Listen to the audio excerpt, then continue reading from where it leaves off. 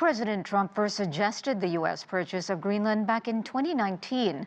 And since taking office again this year, he's doubled down on his intention to acquire the territory.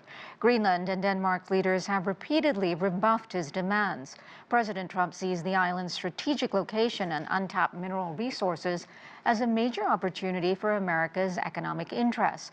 As China and Russia vie for more influence in the region, Trump wants to make sure that the U.S. controls a country that guards the Arctic and North Atlantic approaches to North America. And as well as minerals, the U.S. Geological Survey has also found potential offshore deposits of oil and natural gas.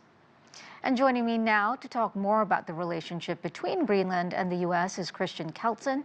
He's the CEO of the Greenland Business Association. Christian, thanks so much for coming on. I have to say, in America, a lot of people don't even know where Greenland is and what all the fuss is about. So, just to be clear, even though Trump may want it, is Greenland for sale? And why is this even a topic of conversation?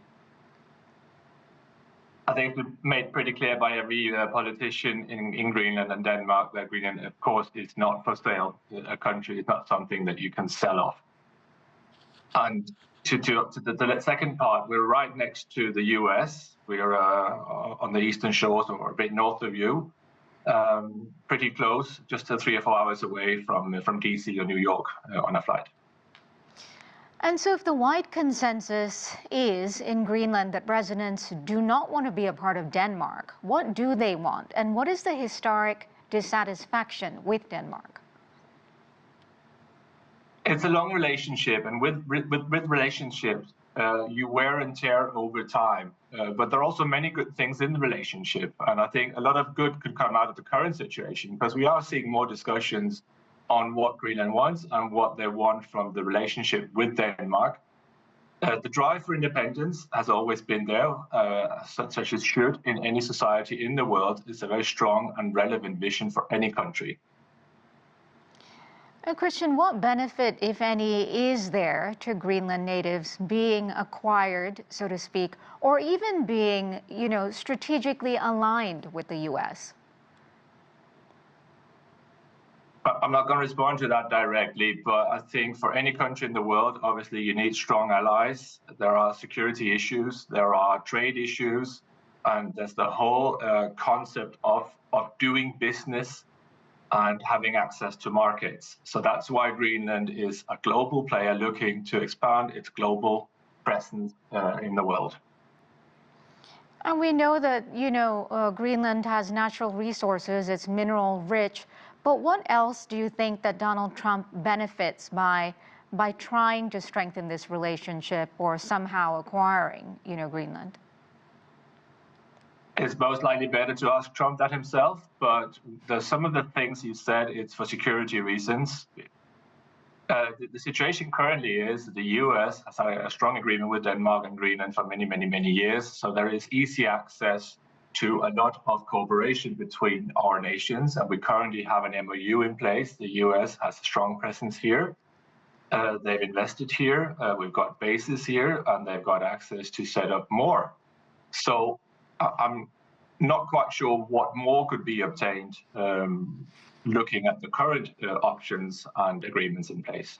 And what can you tell us, Christian, just about this election that's happened in Greenland? What are the key priorities that, residents want?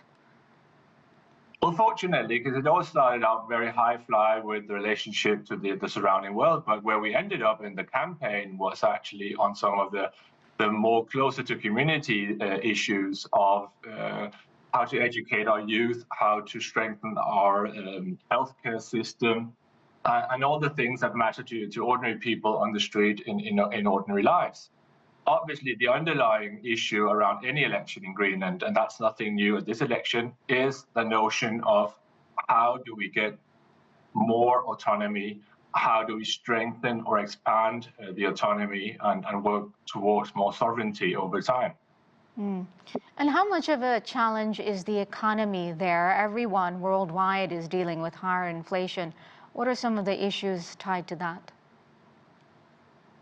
We're more of an economy with a stable foundation due to the current structure of the relationship within the Kingdom of Denmark. So we're not in the same way struck by the ups and downs of the world and inflation. Obviously, we are seeing some rises in prices, but we've got it more or less under control. So we're a stable economy. We're an economy in growth. We've got hardly any unemployment. And we're unfortunately very reliant on one industry, the fishing, and we are trying to diversify our economy more towards more tourism, towards more mining and minerals.